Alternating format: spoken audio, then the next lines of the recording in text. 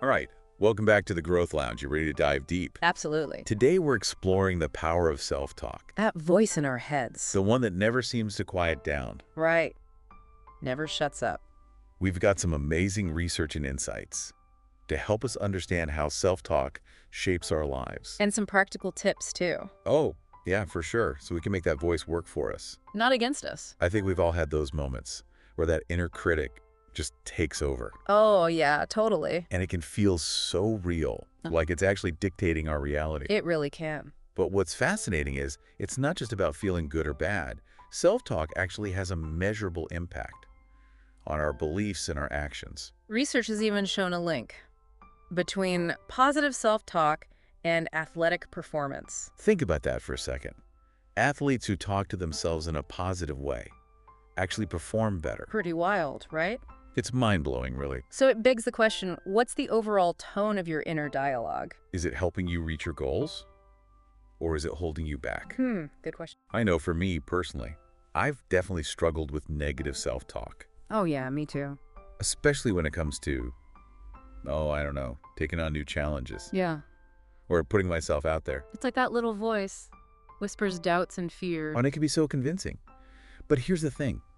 We can actually retrain our brains to think more We positively. don't have to be victims of our own negative thoughts. It's about becoming aware of those patterns first. Catching ourselves in the act of being negative, Exactly. And then we can start to challenge those thoughts to question them and to replace them. with more positive and empowering ones.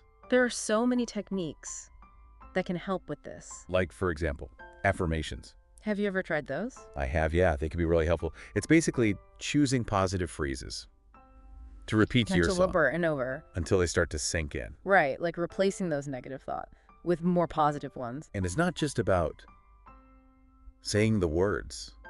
It's about really feeling them, believing them. Yes, exactly. Another powerful technique is visualization. Oh, I love visualization. Me too. It's so effective. It's basically closing your eyes and vividly imagining yourself, achieving your goals, As if it's already happened. and feeling the emotions that come with that success. Like joy, pride, confidence. Also, it's like giving your brain a dress rehearsal for the real thing. And you know, it's fascinating. Our brains can't really tell the difference between a vividly imagined experience and a real one. So the more you visualize yourself succeeding, the more your brain starts to believe that it's possible. And the more likely you are to actually achieve it. It's like you're programming your subconscious. Exactly. And then there's gratitude, Yeah. which is such a simple practice. But so powerful. It's about shifting your focus to the things you're thankful for, To the good things in your life. even if they seem small. Sometimes it's the little things that make the biggest difference. I've started keeping a gratitude journal, and it's amazing how much it's changed my perspective. I do that too. I write down 3 things I'm grateful for every day. It really helps to rewire your brain to focus on the positive. Instead of dwelling on the negative. Now, I know what you're thinking.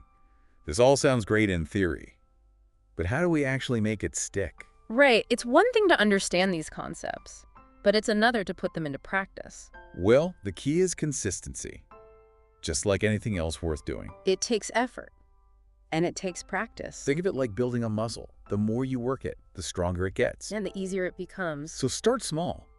Choose one technique that resonates with you. Whether it's affirmations, visualization, or gratitude. And commit to practicing it daily. Even if it's just for a few minutes. And be patient with yourself. It's a journey, not a destination. You're not going to transform your self-talk overnight. But with consistent effort, you'll start to see amazing changes. And remember, be kind to yourself. Talk to yourself like you would talk to a friend. With compassion, with understanding, and with encouragement. Because you deserve it. Absolutely. So to wrap things up, self-talk is incredibly powerful. It can either be our biggest cheerleader or our harshest critic. But the good news is, we have the power to choose which voice we listen to. It's about becoming aware, challenging negative thoughts, and consciously cultivating positive ones. And with consistent practice, we can transform our self-talk and ultimately transform our lives. That brings up an interesting question, actually. How might shifting your self-talk impact not just your own life, but also your relationships with others? That's something to think about for sure. Feel all connected, isn't it? It really is. And for more insights on personal growth and mindset, be sure to follow the Uplift Space on Instagram and YouTube. And you can also find The Growth Lounge on Spotify. Thanks for joining us. Until next time.